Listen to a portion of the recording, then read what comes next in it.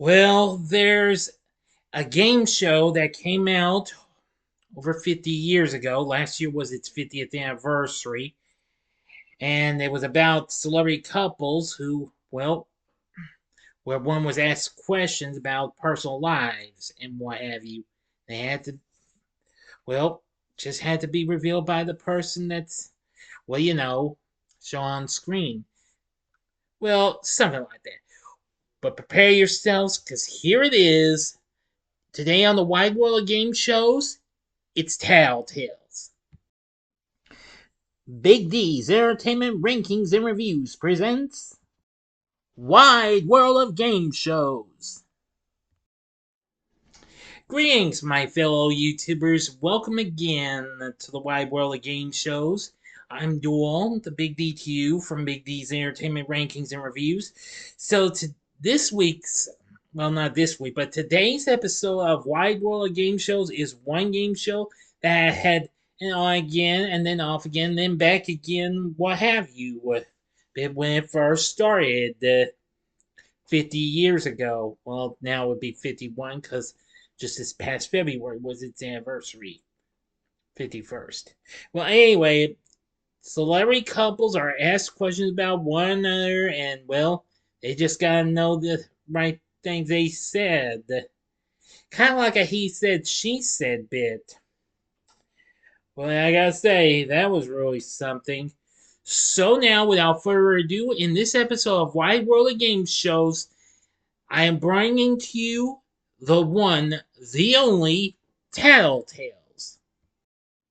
Tattletales was a game show that featured three celebrity couples playing for, well, dollars and what have you by answering questions that they know about one another.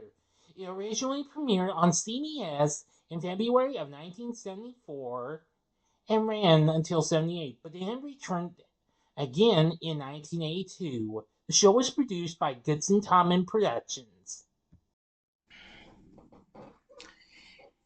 Now, the host of Tattletales was Bert Convy, who had recently started being a panelist on Goodson-Todman's recent hit that just started a few months before this, in Match Game 73. Of course, I think this was probably the game that put him on the map before he even went on to host other game shows before his sad death in 1990. Well, because of course he would go on to host Super Password as well as the syndicated version of Win, Lose, or Draw, and several others and what have you. Now, there were several announcers, most notably Gene Wood, who was a primary announcer during the show's first run. Jack Clark was also available. Johnny Olson and John Harlan were also announcers. Olson mostly did the announcing through its 80s run. The show's premise involved questions asked about celebrity couples' personal lives and was based on He Said, She Said, another syndicated Goodson-Todman show that aired during the 69 to 70 season, which I have never seen, which in itself was based on an unsold 1966 pilot called It Had to Be You, which was hosted by Ed McMahon and featured four regular couples who were not celebrities. Now, during its first run, Convy was awarded a Daytime Emmy Award for hosting the show in 1977. Now, actually, he, along with his wife Anne, occasionally played the game during the 70s run, most often during weeks in which the panel was made up entirely of other game show hosts and their spouses. Among some of those who filled in for Convy during these episodes included Gene Rayburn, who was hosting Match Game, Bob Barker, who, of course, was hosting CBS's big hit The Price is Right, Bobby Van, who would be hosting these short-lived show-offs on ABC, Jack Nars, who that's the same year this premiered, was the host of Now You See It, and Richard Dawson, who also was one of the celebrity panel players on Match Game, and and just right when he would start hosting the original Family Feud. All five hosts also participated in playing the game along with other hosts, including Alan Ludden, Monty Hall, Bill Cullen, and Chuck Woolery. Now, here are the rules. The show changed its format after its first 4 months on the air, and the second format remained for the rest of the show's run, including its latter versions.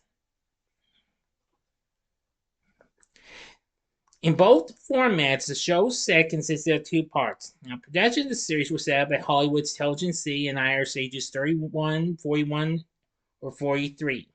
One was a desk behind which three players could sit. The other was a small seating area in the upstage right corner of the stage, which was used to keep the players not in the game isolated. A sliding wall covered the seating area during gameplay, and each player had a set of headphones to block out any noise from the other side of the wall. Usually, the game began with the husbands isolated and the wives on stage. When needed, the offstage players would appear on monitors in front of their spouses. And the studio audience was divided into three color-coded sections: red, yellow, which Convy jokingly nicknamed the banana section, and blue, each section of 100 members rooting for one celebrity couple. Audience members in each section divided the money their respective couples won. The couple with the most money at the end of the show won the game, earning their section a $1,000 bonus. In the event of a tie, the winning sections divided the $1,000 bonus. A member of the winning section was also randomly drawn to win additional prizes. Audience members received their wings and checks distributed as they left the studio. In the first format, Convy asked the players on stage two questions, which usually started with "It happened at" or a story involving, then Convy completed the question. After each question was read, a player on stage buzzed in to answer the question. That player then gave a one or two word clue that the spouse would recognize. Convy then repeated the question to the offstage players appearing on the monitors in front of their spouses, followed by the clue. The offstage player who buzzed in first answered the question, and if the couple's answers matched, they won money for their rooting section. A correct answer was worth $100 for one with a one-word clue and 50 with a two-word clue. Convy then asked another question, usually multiple choice, called a Tattletale quickie, to each couple in turn. On their turn, each on-stage player answered the question, and the spouse appeared and answered the same question. If the answers matched, the team won $100, and the players changed places in the second round. In the second format, which started in June of 1974, the game dropped the first type of question, and questions in the Tattletale Quickies format were used for the entire show, though the Quickies name was dropped. The scoring format also changed.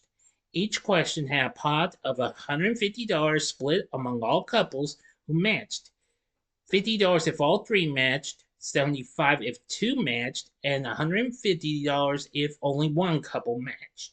If no one matched, the amount of the pot was added to the next question. The husbands were first asked two questions, after which the players changed places prior to the second round. The wives were then asked two more questions, with the value of the final question doubled to $300. In addition to the same scoring format or syndicated episodes, which I'll get to in a moment, one member of the winning rooting sections, chosen at random, received 6 different parting gifts. Now, the Tattletales premiered in the late afternoon time slot at 4 Eastern, 3 Central, Mountain, and Pacific, replacing CBS's long-running soap opera, The Secret Storm, which actually had recently aired after Match Game. Of course, it was formed the last third of this afternoon game block that included the original Price is Right, even before they went to an hour the following year at Match Game 74. The show changed time slots 3 times in 75. They moved it to the morning schedule at 11:10 Central, and then 2 months later, after The Price is Right returned to the morning, it moved to 3:30, 2:30 Central, 10 Pacific. On December 1st, it returned to its original time slot. On December 12th of 77, CBS moved the game to the 9 a.m. slot in a schedule and shuffle with the Price is Right and Match Game 77. Well, it unfortunately gradually began to lose viewers and ran its 1,705th show, and final show of the original version on March 31st, 1978. Yes. It was replaced by Pass the Buck, not to be confused with The Price is Right given that name, which I've already talked about that one. During the same time, a weekly nighttime version syndicated by Firestone, who were mostly well known for working on distributing, syndicating shows made by Chuck Barris Productions, aired during the 77 to 78 season, but was not renewed, and it only lasted had a mere 30 episodes. Oh dear. In 1981, Stevie asked Goodson to bring Tattletales back, and it returned in January of 1982, where it aired at 4 Eastern, 3 Central, Mountain Pacific, until June of 1984, when it was replaced by another Goodson series, Body Language. Anyway, now both versions of the series remain intact, but only a portion have been seen on Game Show Network. Episodes of the CBS run from 74 to 77, and selected episodes from the final season, 77 to 78, and several months of the 82 to 84 run. GSN never reran the nighttime syndicated version, but episodes of the daytime version from 74 to 77 can currently be seen on Buzzer. In 2020, 2 episodes of the nighttime syndicated version air on Buzzer as part of their Love at First Sight marathon. So to this day, you can still see Tattletales on the Buzzer Network. If you have that in your area, check your local listings if you have it. In March of 2021, Max, which was formerly HBO Max, announced that it had ordered a reboot of this, which would be produced by Aisha and Steph Curry, and feature celebrity couples playing for charity. Fremantle stated the reboot would also feature physical challenges and viewer-submitted questions. However, about half a year later, in August that year, it was announced that the show would be retitled to About Last Night when an initial premiere set for fall that year. But then in January of 2022, it was announced that it would premiere in February. But however, in August, the series was removed from the service. There have also been international versions, one from Australia called Celebrity Tattletales, and then there was also a version in Brazil, which I cannot pronounce. Sorry. There was also a spoof of the show that aired in an episode of the sketch comedy show SCTV in 1977 called Celebrity Tattletales.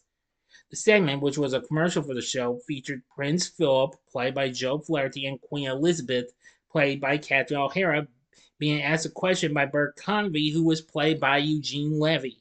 I never saw that clip, though. I wonder if that's available. Maybe not. Oh well. And I did check the About Last Night series that aired on Max when it was HBO Max. It didn't do so hot. It got canned after only 8 episodes were produced and aired. So anyway, Tattletales, I'm gonna say it's not that bad of a game. I never watched it much. I couldn't really get into the show much, even though it was produced by Goodson-Todman and then later Goodson. But even so, I found it to be an alright game. Here, I think I can show you a few pics from it. Here's a look at the tile card with the actual saying for the game. You can see the colors for the sections that were for the particular celebrity couple. Now here's a look at playing for one of the game show host weeks. From left to right, we have Bert Convy, the actual host, Richard Dawson in the middle, and of course, at the last spot is Jack Nars. I also know they had two different theme songs because if you've seen the '70s version, you're more familiar with that one. I have heard the '80s version a little bit, which is kind of a little more cheery and what have you. But the first version is fine and what have you. But anyway, now you know about Tattletales. Would I recommend you watch this game? Well, if you're into the he said she said bits, I'd say sure, go ahead. Like I said, the series is currently available to stream on Buzzer, or if you got in your area, check your local listings. You can also find episodes that, if they were recently aired on the network, or maybe some GSN airings, you can find those on YouTube as well.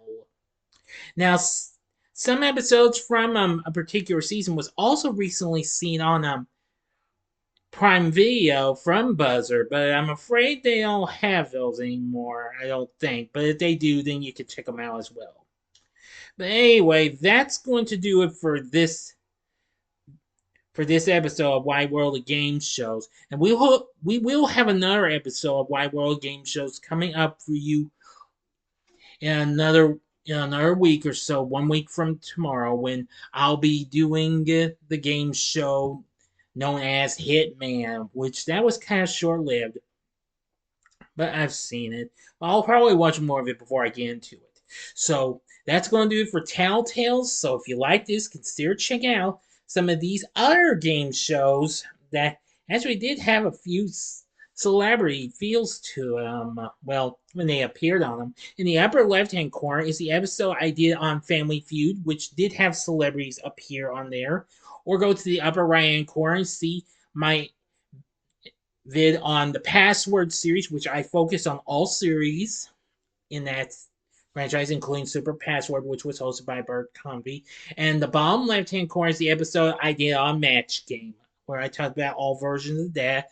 In the bottom right hand corner is the button you can click to subscribe if you like rankings and reviews on movies, TV, music, video games, etc., as well as the wide world of game shows. Then I'm your guy. Thanks for watching. Until next time, I'm the Big D saying, see ya.